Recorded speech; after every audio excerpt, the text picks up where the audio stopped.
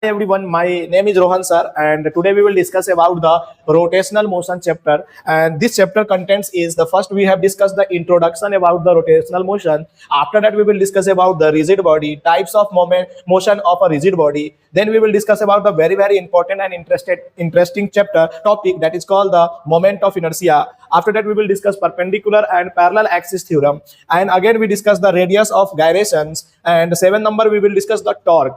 After that, we will discuss about the pulley block system and angular momentums, conservation of angular momentum, work power and angular impulse. And in the last one, we will discuss about the rolling motion and rolling motion on the inclined planes. And these are the very important chapters because every year 2 to 3 questions comes in the NEET exams as well as the JEE Main exams, and advance is also including.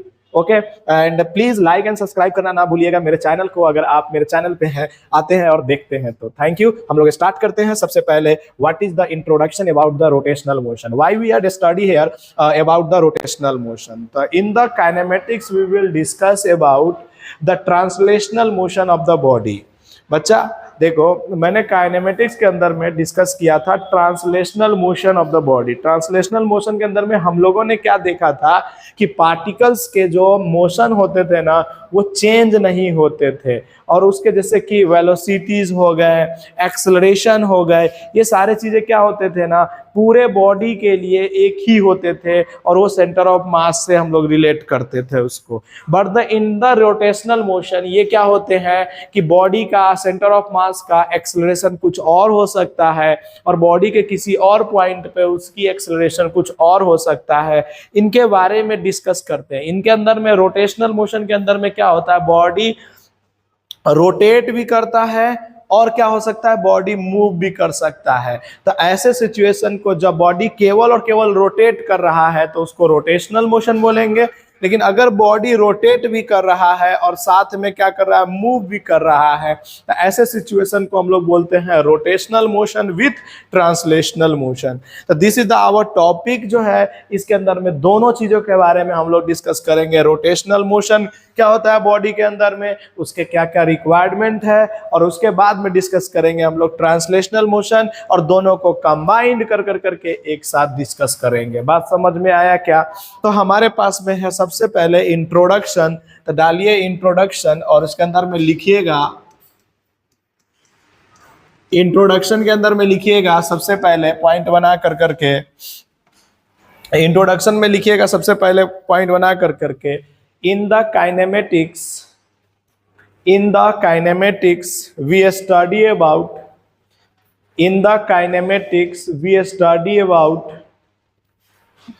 translational motion.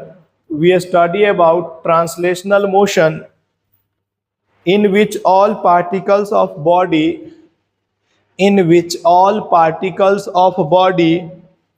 undergoes लिख लेना, undergoes identical motion, that is at any instant of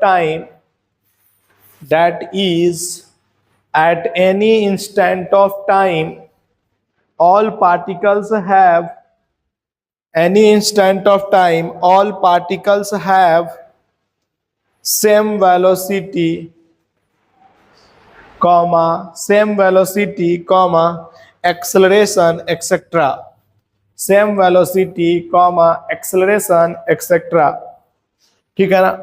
But in the rotational motion, all particles and COM does not undergo identical motion. All particles and COM does not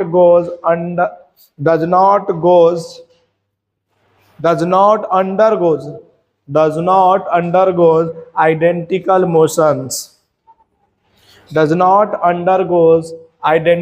motions. इसका मतलब समझ में आया क्या? इन the rotational motion हम लोग kinematics के अंदर में क्या डिस्कस किए थे कि जो भी बॉडी का एक पार्ट का, जैसे कि सपोज करो कि एक कार चल रहा है, समझने की कोशिश करो बच्चा, एक कार हमारे पास में मूव कर रहा है, मान लेते हैं कि एक कार हमारे पास में क्या है, मूव कर रहा है। अगर हमने काइनेमेटिक्स पढ़े थे, मतलब कि पहले के जितना भी काइनेमेटिक्स को कभी कभी लीनियर मोशन बोला जाता है बच्चा, समझ में आया क्या? तो काइनेमेटिक्स जिसमें पढ़े थे, पहले पढ़े थे, तो कार के हर पॉइंट पे वेलोसिटी कितना मान के चलते थे? v पॉइंट पे, मतलब कि हर जगह पे कार के पॉइंट पे क्या होता था बच्चा? वेलोसिटी सेम मान करके चलते थे। नहीं समझ में आया क्या? कोई भी पॉइंट पे। लेकिन इन the rotational motion this will be not identical, कि सब जगह सेम ही होगा ऐसा हम लोग नहीं कह सकते हैं। बात समझ में यहां तक आया क्या?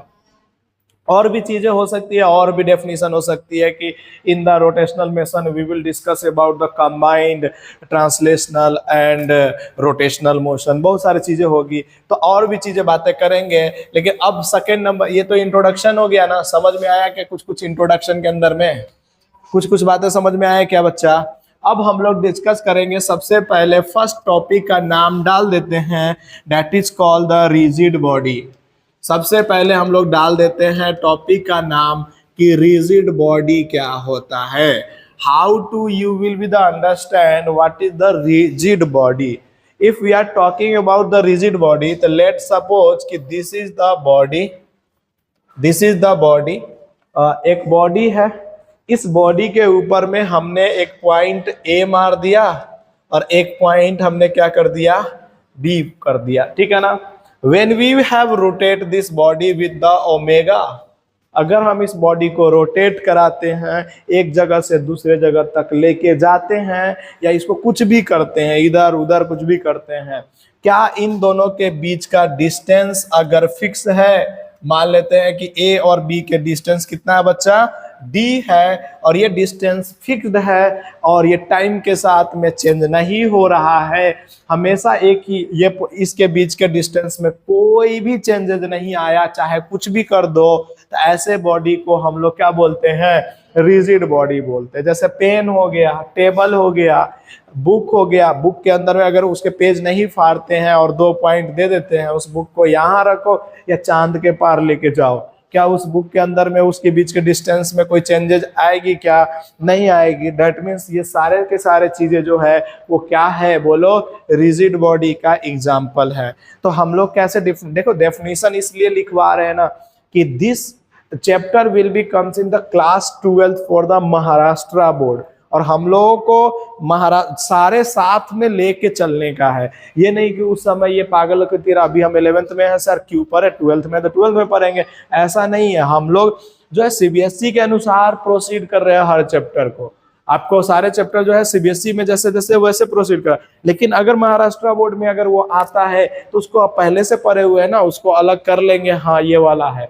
इसलिए हम थ्योरी भी साथ साथ कराते हैं। ऐसा नहीं, चाहे तो थ्योरी को टाइप कर करके आए हो जाएगा, लेकिन आप उतना फास्ट लिख नहीं पाइएगा, इसलिए हमें बोलना पड़ता है। और थ्योरी के साथ साथ क्या होता है ना कि आजकल कुछ क्वेश्चन जो होते हैं ना, थ्योरी बेस भी आने लगे हैं क्वेश्चन। जैसे नीट में तो मैक्सिमम क्वेश्चन थ्योरी बेस आने लगे हैं, तो उस समय अगर आप थ्योरी नहीं पढ़ रहिएगा या हम जो समझा रहे हैं वो चीजें नहीं अगर कलेक्ट किए रहिएगा इंफॉर्मेशन, तो वो क्वेश्चन नहीं सॉल्व होगा। ठीक है, तो रिजिड बॉडी का डेफिनेशन क्या है? तो लिखिएगा, it is defined as the system of particle, it is defined as the system of particle in which in this distance between each pair of particle, distance between each pair of particle remain constant, in which distance between each pair of particle remain constant, each pair of particle remain constant। Bracket में लिखिएगा with respect to time, bracket में लिखिएगा with respect to time, bracket में लिखिएगा with respect to time. That means there is no relative motion, that means there is no relative motion, that means there is no relative motion, motion between two particles, that means there is no relative motion between two particles,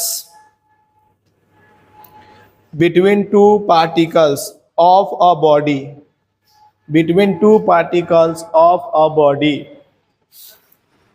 हो गया?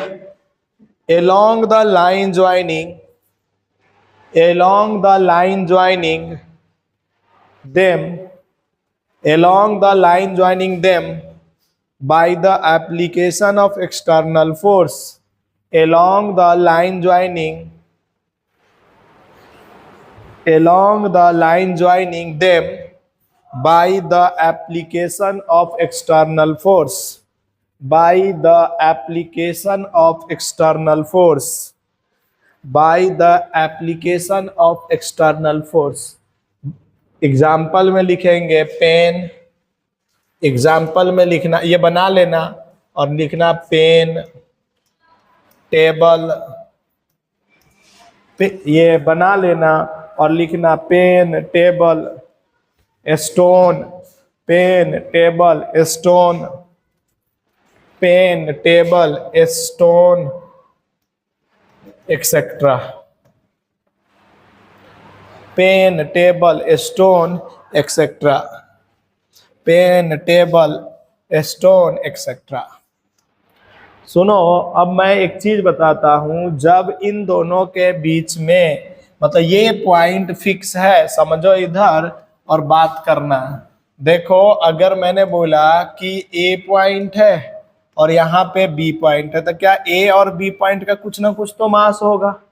Let suppose करो ना कि ए और B point है, दोनों का कुछ ना कुछ तो मास होगा। सोचो तो इन दोनों के बीच का डिस्टेंस क्या है, कांस्टेंट होना चाहिए अगर ये रिजिड बॉडी है। इन दोनों के बीच का डिस्टेंस कांस्टेंट होना चाहिए, रिजिड बॉडी है। तो कल होके किसी बंदे ने ये कह दिया कि सर देखना, अभी मैं बताता हूं कि सर ए और बी, ए और बी, मैं पॉइंट बना रहा हूं, ए और बी, ए मूव कर रहा है वी ए वेलोसिटी से और बी मूव कर रहा है वी बी वेलोसिटी से। समझ में आ रहा है क्या? ए मूव कर रहा है वी ए वेलोसिटी से और दूसरे वाला किससे मूव कर रहा है, वी वी, और इनके बीच में एक लाइन ज्वाइनिंग कर देते हैं और ये एंगल जो है इसको बोला मैंने θ1 और ये वाला एंगल को मैंने क्या बोल दिया, θ2। तो कौन सा वेलोसिटी जो होना चाहिए वो दोनों का इक्वल हो जाना चाहिए, जिससे कि दोनों के बीच का डिस्टेंस कांस्टेंट होगा। तो सबसे पहले हम लोग क्या करते हैं, कंपोनेंट लेते हैं। तो when you are taking the component, then there is a two component that is called the VA sin θ1. When you are taking the component here, that is like a VA cos θ1. Now we are taking the component of here VB sin θ2, and here we take the component VB cos θ2. Okay, there are the two components we are taking, which is the making the angle, जिसके साथ angle बनाता है that is the cos theta, and जिसके साथ angle नहीं बनाता है that is the sin theta. If the both distance are fixed, अगर A और B के बीच का डिस्टेंस फिक्स्ड है, A और B के बीच का डिस्टेंस जो है वो फिक्स्ड है, that means there is no relative between the, जो A और B के लाइन ज्वाइनिंग कर रहा है उसके बीच में कोई भी रिलेटिव वेलोसिटी नहीं होना चाहिए। इसका मतलब अगर VA cos थीटा और VB cos θ2 both are the equal, तभी तो उन दोनों के बीच में क्या होगा, सेपरेशन सेम रहेगा हमेशा के लिए। तो हम लोग क्या लिखेंगे, VA cos θ1 must be equal to क्या होना चाहिए, VB cos θ2। Then we are saying the both body are, मतलब कि A and B points are is the rigid body points. बोलेंगे कि नहीं बोलेंगे? समझ में आया क्या? ठीक है।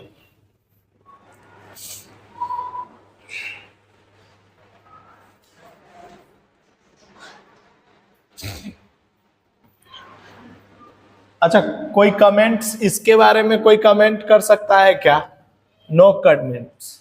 ये परपेंडिकुलर वेलोसिटी है, ठीक है ना। चले आगे बात करें कि अभी कुछ लिख रहे हो क्या?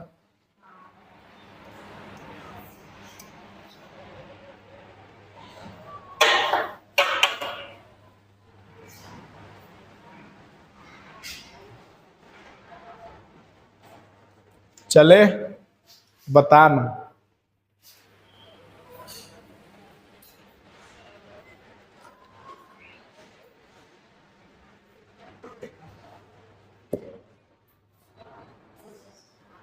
हो गया बच्चा, जल्दी जल्दी करो।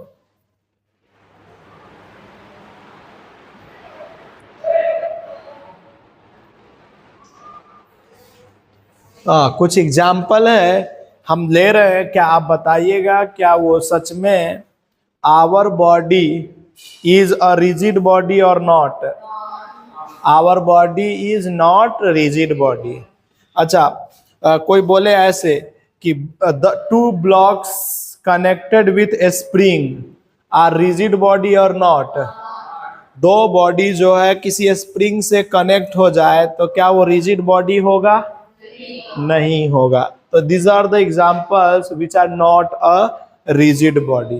Okay, so can I move the next point? So write down the note point, write down the note point, note लिखो, write down the note point with respect to any particles of rigid body, with respect to any particles of rigid body, with respect to any particle of rigid body, with respect to any particle of rigid body, the motion of any other particle, the motion of any other particle, the motion of any other particle of that rigid body is circular. Motion of any other particle of that rigid body is circular. नहीं, वो फिर से लिखूं? बोलो क्या बोला कि with respect to any particle of rigid body, the motion of any other particle of that rigid body is circular. मतलब क्या हुआ, समझ में आया कि अगर कोई बंदा ए पे बैठ करके बी को देखेगा और ये रोटेट हो रहा होगा तो बी उसको कैसे कैसे मोशन में दिखेगा? सर बात समझ में आया ना? आया क्या? चलो अब लिखो types of motion of rigid body, types of motion of rigid body, types of motion of rigid body, motion of rigid body, types of motion of rigid body, types of motion of rigid body, types of motion of rigid body. First लिखना pure translational motion, first लिखना pure translational motion,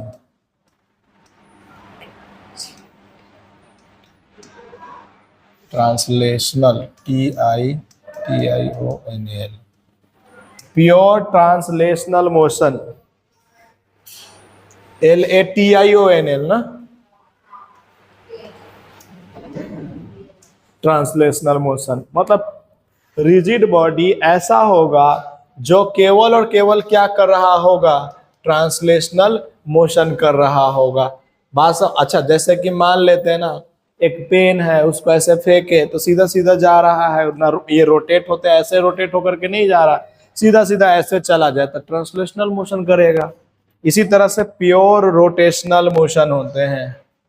second number पर लिखना pure rotational motion, pure rotational motion. इसी तरह से लिखना pure rotational motion. हो गया। Next number combined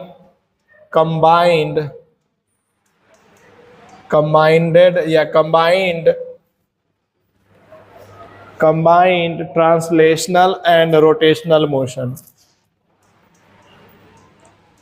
translational and rotational motion. There something will be the, अगर ऐसा कुछ हो जाता, कोई स्पेलिंग मिस्टेक हो जाता तो उसके लिए वेरी वेरी सॉरी। लिखते समय कभी कभी दिमाग में कुछ और चीजें भी चलने लगते हैं तो हो जाता। ये ट्रांसलेशनल में ये टी है, ठीक है ना, translational. So we are discussing about the three things. First is the pure translational motion. Then we are discussing the pure rotational motion. And after that, we will discuss the combined translational and rotational motion. Okay. So write down the heading first, pure translational motion. Write down the heading first, pure translational motion. Pure translational motion. Write down the heading first, pure translational motion. A body is said to be pure translational motion. लिखो, a body is said to be pure translational motion. A body is said to be pure translational motion if the displacement of each particle is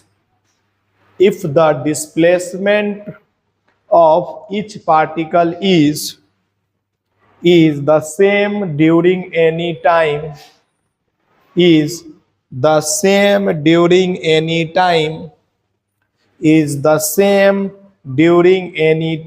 interval. फिर से बोलूं, a body is said to be pure translational motion if the displacement of each particle is the same during any time interval. However small or large.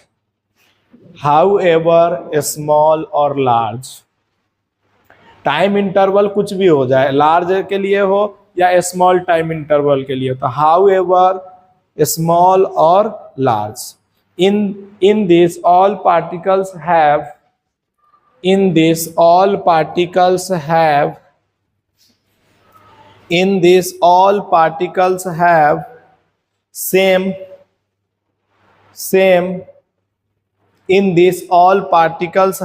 same displacement, velocity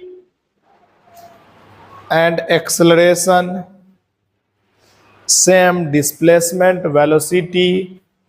acceleration, at an instant.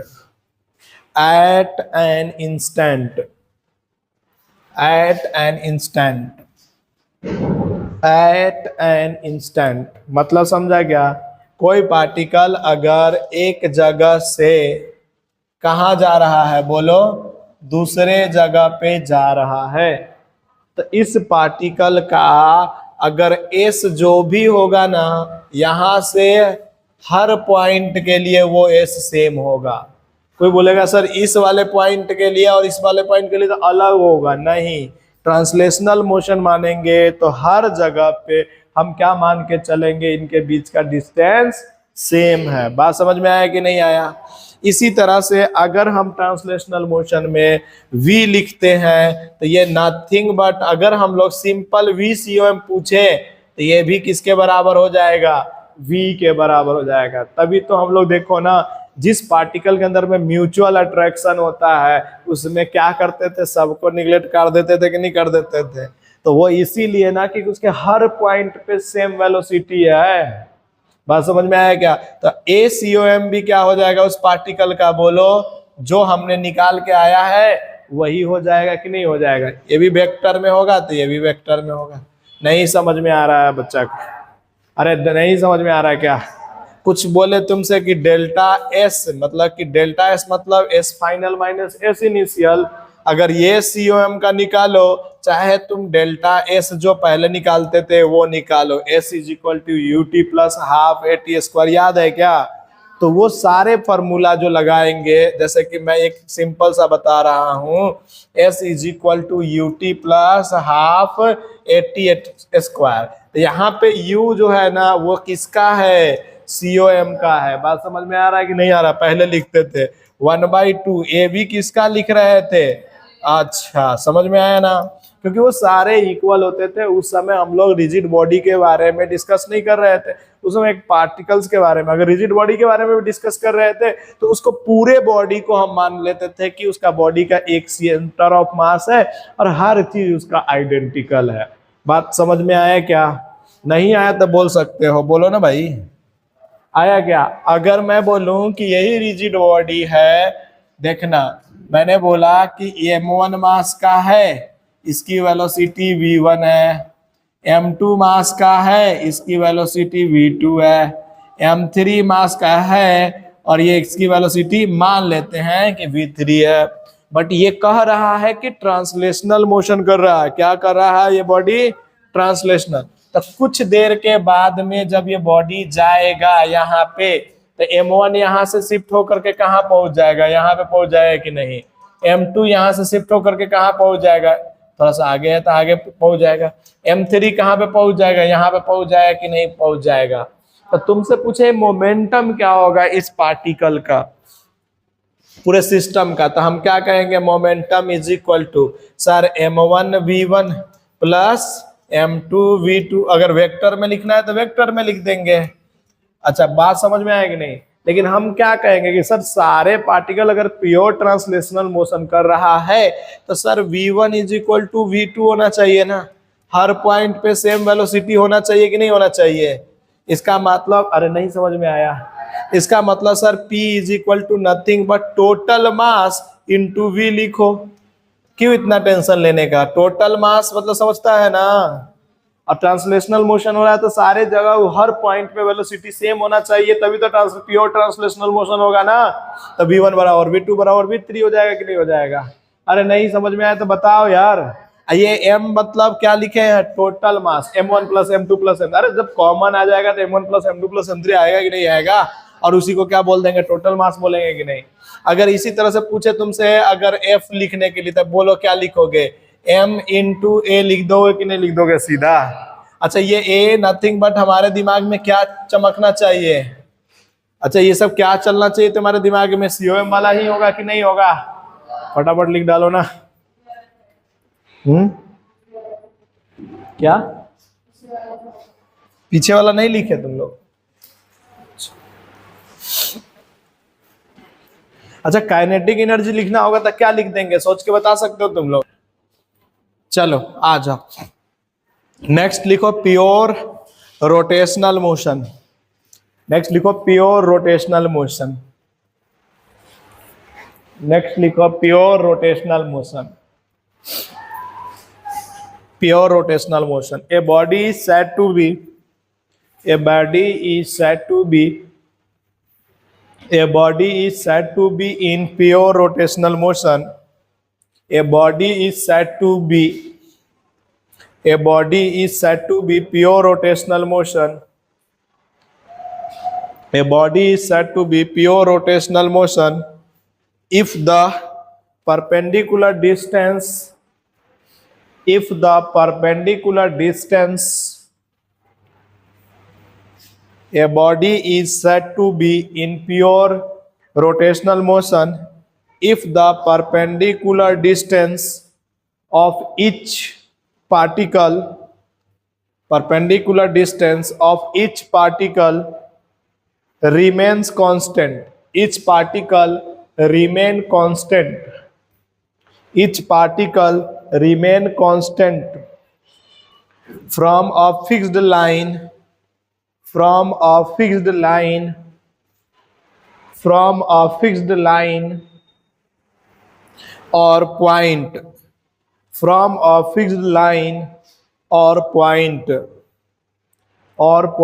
and do not move parallel to the line, and do not move, and do not move parallel to the line, and that line is known as, and that line is known as, and that line is known as axis of rotation, and that line is known as axis of rotation, known as axis of rotation. ऐसे line को हम लोग कौन सा rotation बोलते हैं? Axis of rotation.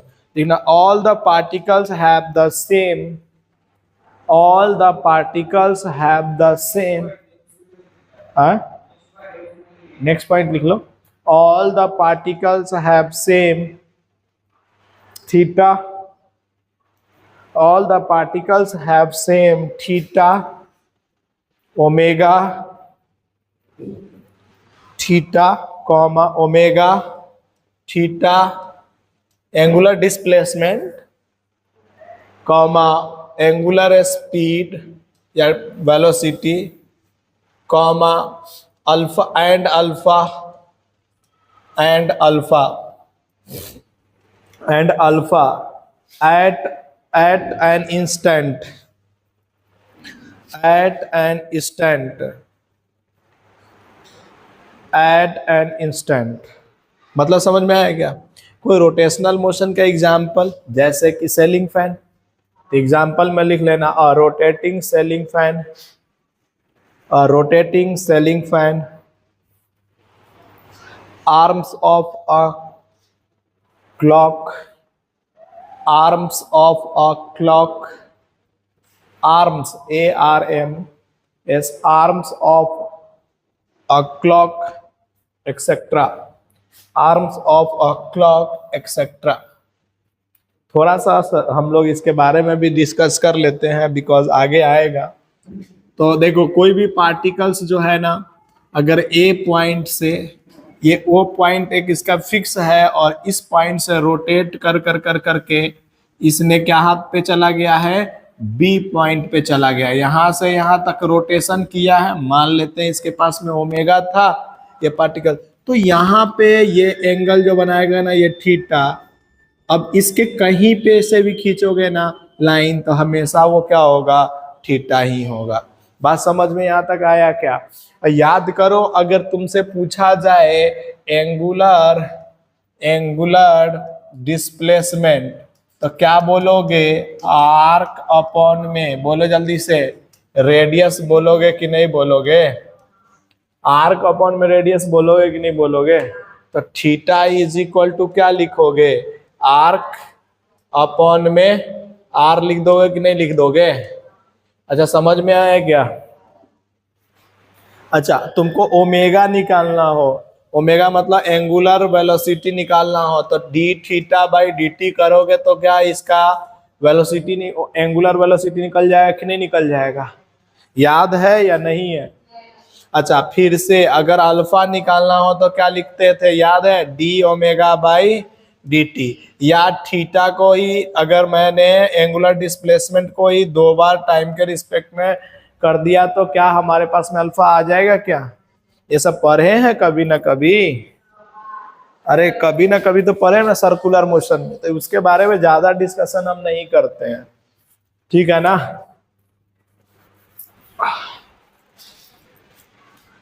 चले आगे बात करें, इस सब में कोई डाउट है तो बताओ। अच्छा तुमको कल हो कर कर करके ऐसे लिख दिया तो तुमको समझ में आया क्या? Omega is equal to omega not into alpha t. जब अल्फा क्या हो, कांस्टेंट हो, तो क्या ये इक्वेशन भी लिखा जा सकता है कि नहीं लिखा जा सकता है? अच्छा थीटा इज इक्वल टू क्या लिखेंगे, omega not into T by में 1/2 अल्फा टी स्क्वायर लिखेंगे या नहीं लिखेंगे, बोलो? अच्छा नेक्स्ट बोलो जल्दी से, ओमेगा का square is equal to omega not का square plus 2 alpha into theta भी लिख सकते हैं कि नहीं लिख सकते हैं? अगर तुमको याद हो तो nth सेकेंड के लिए हम लोग क्या लिखते थे, theta n is equal to omega not alpha by 2 into 2n-1। ये किसके लिए था, nth सेकेंड लिखा रहेगा तब। ये सारे फार्मूले, पता नहीं क्या हो गया, सारे फार्मूले लिखा जा सकता है बच्चा, ये सब याद ही नहीं है। कहाँ पर है तो याद है, सर्कुलर मोशन के अंदर में। But this will be the comes in this topic, मतलब कि यहाँ पे ये सारे चीजें आ सकते हैं। दैट्स वाइज हमने रिकॉल भी करा रहे हैं, चीजों को आगे भी बढ़ा रहे हैं धीरे धीरे धीरे। आगे बात करें, चलो आ जाओ। अच्छा तुमसे बोले काइनेटिक एनर्जी निकालो तो क्या निकाल, अच्छा एक और चीज पढ़े थे, लीनियर वेलोसिटी का रिलेशन जो पढ़े थे, v is equal to omega r होता है। ये भी पढ़े थे ना, लीनियर वेलोसिटी का रिलेशन एंगुलर वेलोसिटी के साथ में। ये कौन सा वेलोसिटी है पता है तुम लोगों को? Linear velocity. और ये वाला कौन सा है पता है तुम लोगों को? Angular velocity. Angular velocity. अच्छा, तुम में से कल हो करके किसी बंदे ने बोला काइनेटिक एनर्जी लिखो किसी सिस्टम का जब बहुत सारे पार्टिकल्स है। चलो पहले इसको करो फिर बताते हैं। पहले कर लो इसको फिर समझाएंगे। समझ में आ रहा है ना धीरे धीरे? अब धीरे धीरे हम लोग नया न्यू टॉपिक पे आने वाले हैं, तो उसका यहीं से इंट्रोडक्शन चलेगा, ठीक है ना। लेट सपोज करो, अरे कर लिए थे ना, लिख लेना। ले अभी पढ़ेंगे, अभी तो 1 घंटा भी नहीं हुआ है,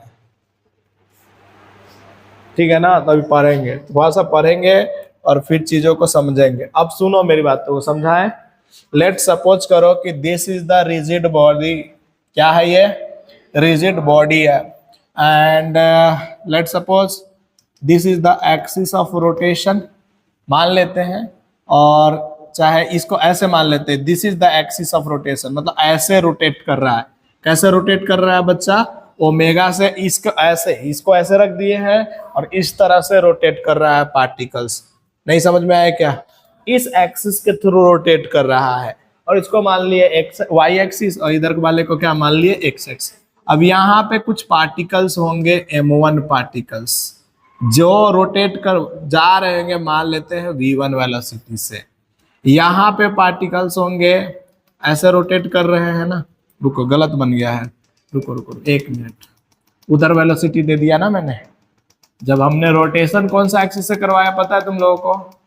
हमने रोटेशन इसके एक्सिस से करवाया है, और ये ऐसे रोटेट कर रहा है। तो मान लो इसकी वेलोसिटी v1 ऐसे रहा होगा, ठीक है ना। दूसरे वाला पार्टिकल्स m2 है, और इसका डिस्टेंस यहां से हमने क्या दे दिया? r1। इसी तरह से दूसरे वाला का हमने यहां से डिस्टेंस कितना दे दिया? r2, और ये भी रोटेट कर रहा है कितने से? v2 से। इसी तरह से थर्ड वाले को दे दिया हमने r3, और ये भी रोटेट कर रहा है, बोलो जल्दी से, v3 से। इसका मास हो गया m3। इसी तरह से हम बोल देते हैं mn पार्टिकल्स है, इसका डिस्टेंस क्या है यहाँ से? rn, और ये मूव कर रहा है vn। अरे नीचे भी हो सकता है, अपोजिट में भी हो सकता है रोटेशन, हमने मान लिया ऐसे ही कैसे हो रहा है।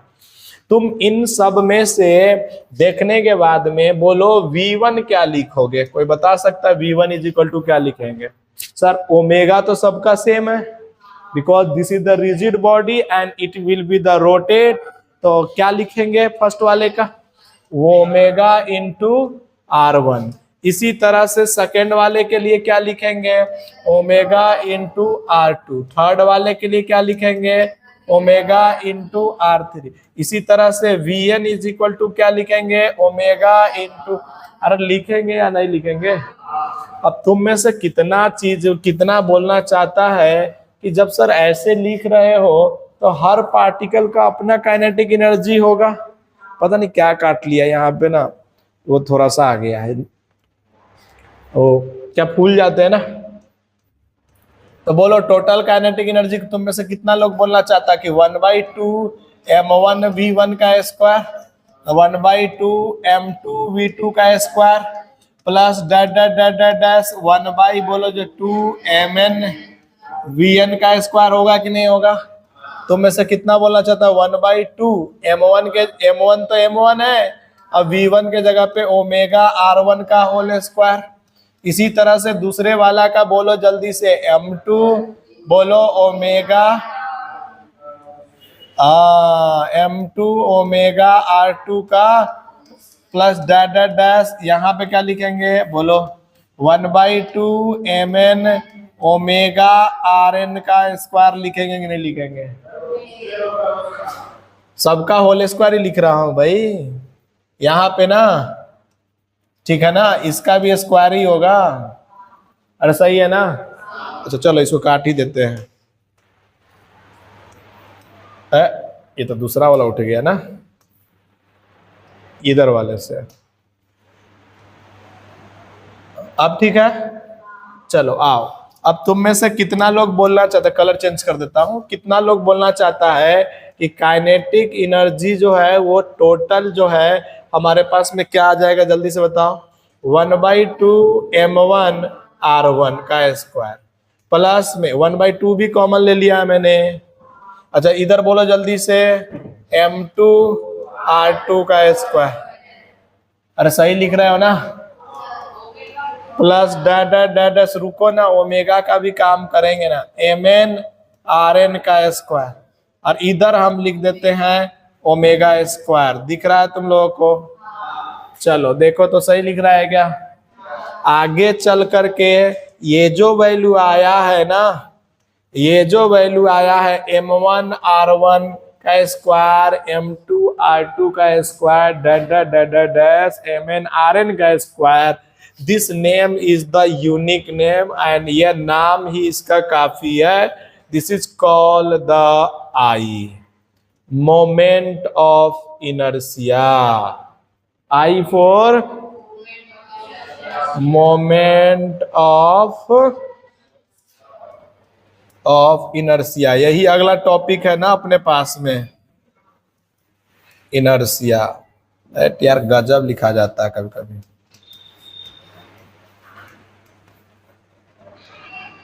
तो आगे चल करके इसी को बोलेंगे मोमेंट ऑफ इनर्शिया। तो अब हम लोग धीरे धीरे इंट्रोडक्शन पे जा रहे हैं मोमेंट ऑफ इनर्शिया के बारे में। तो फटाफट ये पूरा कहानी को लिखो और उसके बाद आगे बात करेंगे।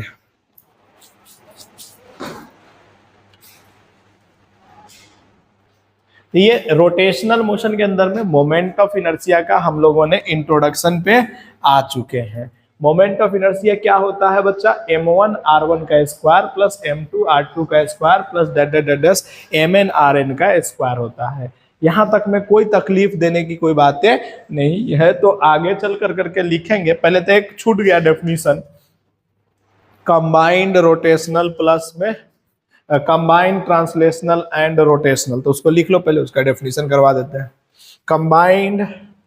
Combined translational and rotational motion, combined translational and rotational motion. I think हमें सीट का भी ना रिकॉर्डिंग कर लेना चाहिए हर चैप्टर का, सही है ना? क्या कि सीट का जो डिस्कशन कर ही लेते हैं उसका रिकॉर्डिंग नहीं हो पाता, उसको भी डाल ही देना चाहिए। लिखो नेक्स्ट टाइम से, अभी से ही कर देंगे। Combined translational and rotational motion, combined translational and rotational motion. इसमें लिखना all particles rotates about an axis of rotation. इसमें लिखो all particles rotates about, all particles rotates about an axis of rotation, and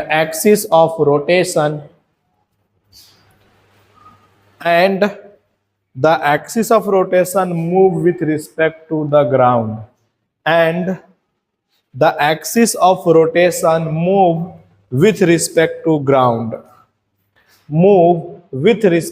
ground, मतलब समझ में आया क्या? All particles rotate about an axis of rotation, ठीक है ना? And the axis of rotation moves with respect to the ground.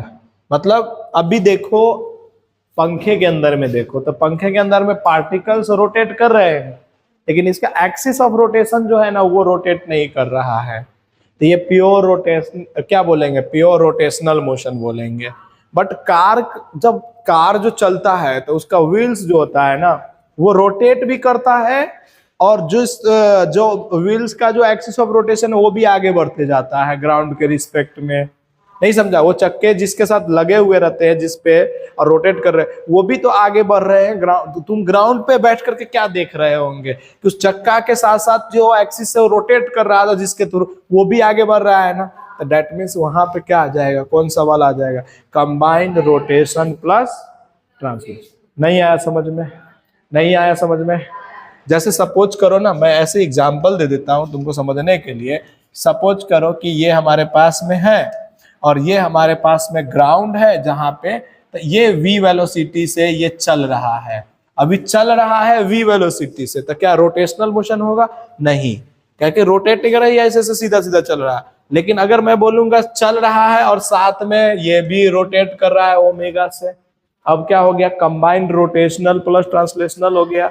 अब कुछ देर के बाद में ये एक्सिस ऑफ क्या है इसका, रोटेशन, ये क्या है, एक्सिस ऑफ AOR, मतलब एक्सिस ऑफ रोटेशन है, मान के चल लो। तो सोचो कुछ देर के बाद में ये वाला पॉइंट ग्राउंड पे बैठा हुआ एक इंसान को क्या दिखेगा कि ये वाला पॉइंट जो है ना यहां पहुंच गया। इसका मतलब बॉडी तो मूव कर ही रहा था, साथ में एक्सिस ऑफ रोटेशन भी एक जगह से दूसरे जगह मूव कर गया ना ग्राउंड के रिस्पेक्ट में। इसका मतलब इसको क्या बोलेंगे, प्योर ट्रांसलेशनल की प्योर रोटेशनल, या बोथ बोलेंगे कि नहीं बोलेंगे, अभी थोड़ा और पढ़ेंगे, ठीक है ना। टॉपिक का नाम डालो moment of inertia, moment of inertia,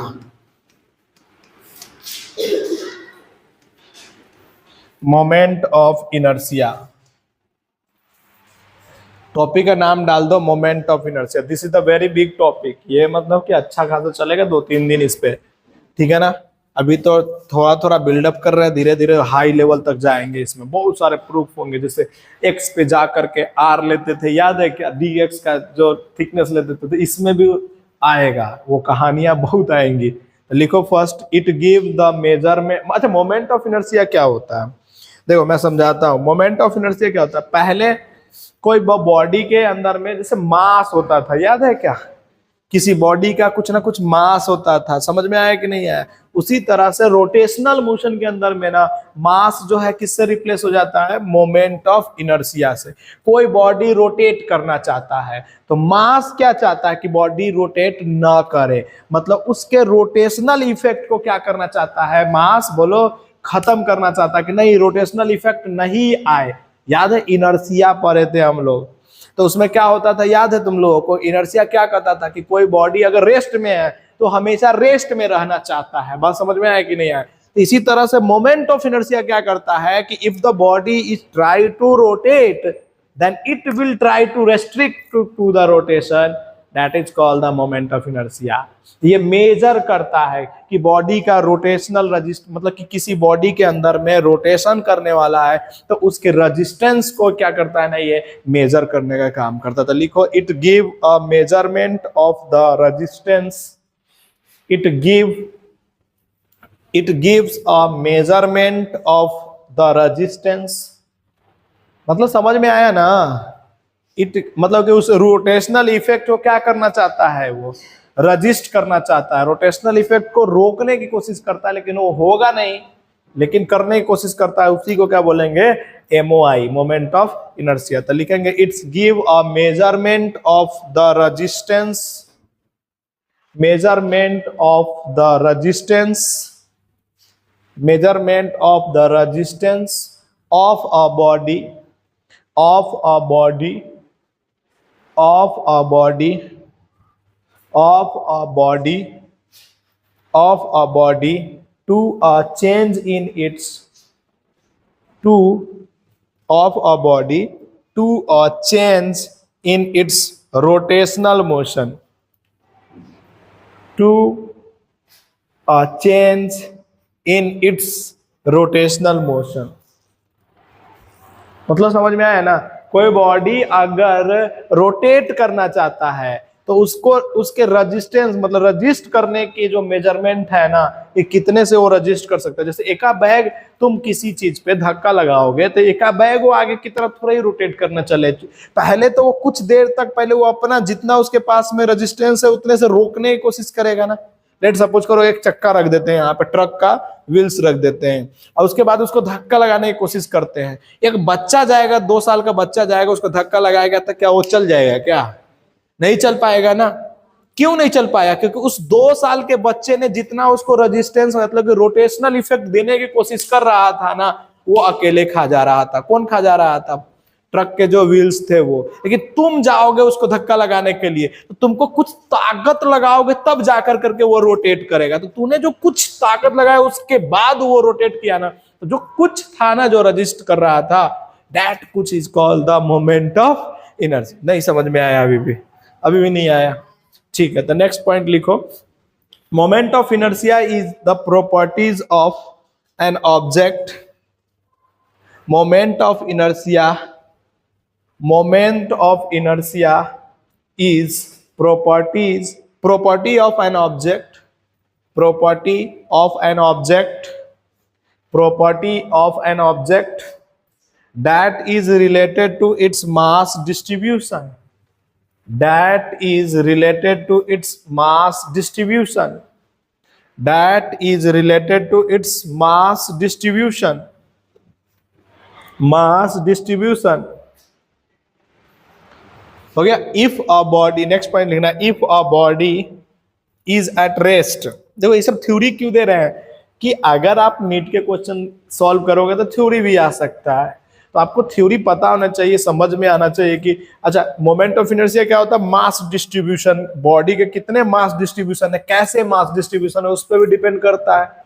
ठीक है. नेक्स्ट पॉइंट लिखना कि if a body is at rest, if a body is at rest, the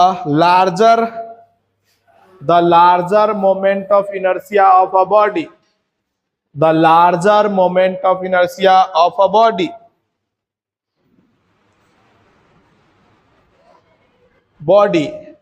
the more difficult it is to put, the more difficult it is to put that, more difficult it is to put that in rotational motion, put that in rotational motion, put that into rotational motion लिखना, put that into rotational motion, into rotational motion. अभी mathematically बताएंगे, अभी तो हम लोग पढ़ लिए ना, I is equal to m r square तो पढ़ ही चुके हैं, M1 R1 का स्क्वायर M2 R2 का स्क्वायर जो लिखे थे, तो I इज इक्वल, ये तो जानते ही हैं, बट आगे तो पहले इसका थोड़ा सा डेफिनेशन लिख लो, उसके बाद बंद कर देंगे. ठीक है ना. नेक्स्ट पॉइंट लिखो, moment of inertia depends on, point बनाओ. सोने का इच्छा कर रहा है मैं मानता हूं, लेकिन जो जागा वही पाया.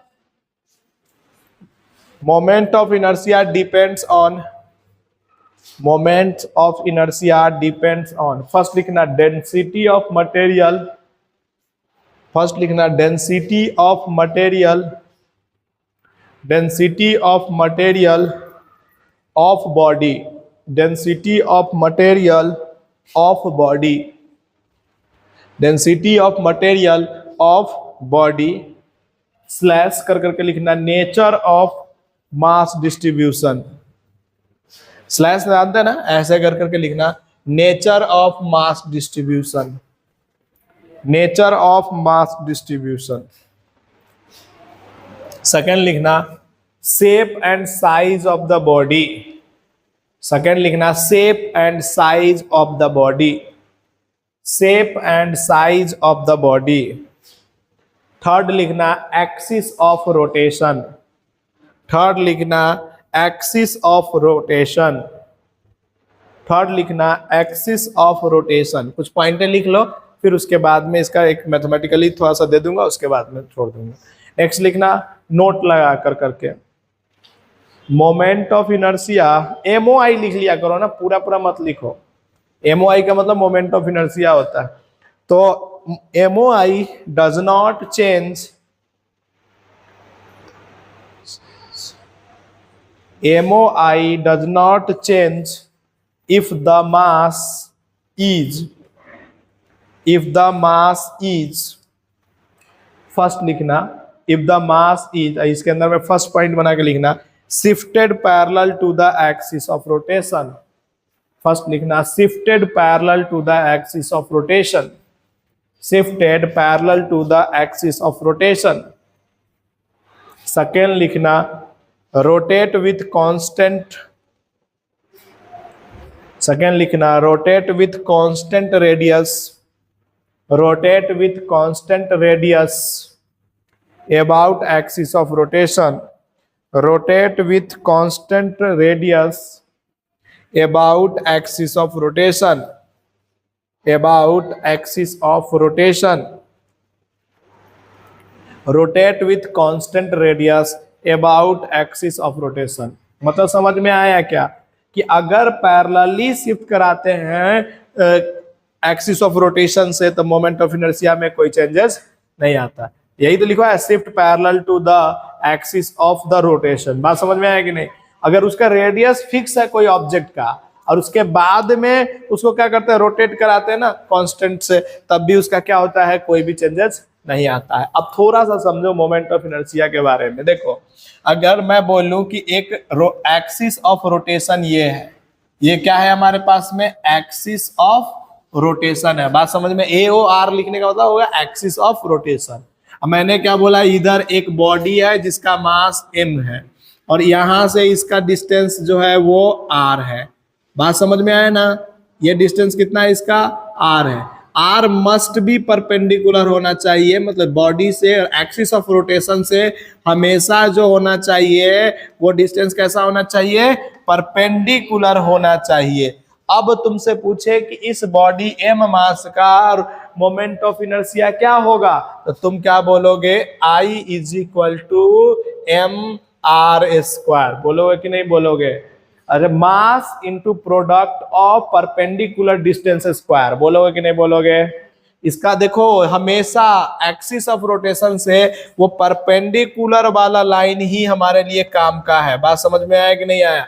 अब तुमसे बोल देगा कि देखना, ऐसे समझना, मैं बोलूं कि ये है एक्सिस ऑफ रोटेशन और ये है मेरा मास, तो क्या ये वाला लाइन जो होगा, क्या ये r होगा क्या? सोच के देखो, ये होगा क्या? नहीं होगा, because this is not a perpendicular ना। That means we have need to search the point where is the perpendicular. तो हम कहेंगे कि सर इससे परपेंडिकुलर लाइन कुछ इधर आने वाला है, इसका मतलब ये हमारा जो होगा वो r होगा। नहीं आया समझ में? तो यहाँ पे m जो है वो क्या है बच्चा, बता सकते हो क्या? मास। r क्या है हमारे पास में, परपेंडिकुलर डिस्टेंस है ना। फ्रॉम द कहां से है बोलो, from the AOR axis of rotation. तो इसी बात पे किसी ने पूछ दिया क्या कि इसका यूनिट क्या होगा, तो क्या बोलेंगे, kg मीटर स्क्वायर। बोलेंगे कि नहीं बोलेंगे? कल हो गए इसका पूछेगा डायमेंशन क्या होगा, तो क्या लिखोगे, m1 L2 T0 लिखोगे कि नहीं लिखोगे? कल हो कर करके ये भी पूछ दिया, फटाफट कर दो। अच्छा, ये कैसा क्वांटिटी है, अगर तुमसे पूछ, अरे भाई क्या आ गया यहाँ पे, जा यार, मरना क्यों चाहते हो? मैं मारना नहीं चाहता हूं।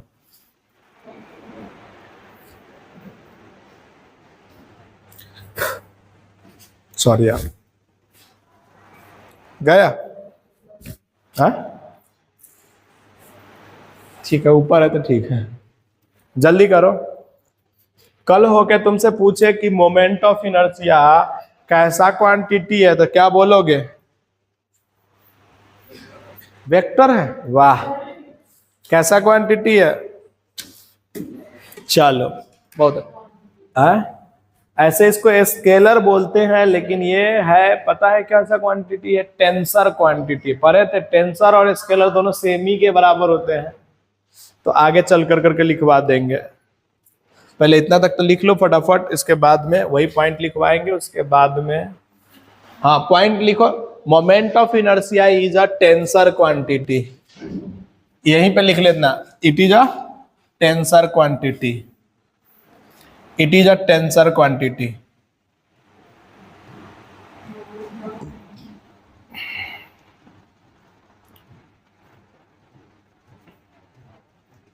It is a tensor quantity. हो गया क्या बच्चा? It is a tensor quantity. Bracket में इसको प्यार से हम लोग क्या बोलते हैं, स्केलर भी बोल देते हैं। कल हम लोग पढ़ेंगे मोमेंट ऑफ इनर्शिया का नेक्स्ट पोर्शन। अभी जाना किसी को नहीं है, बैठना यहीं पे है, ठीक है ना।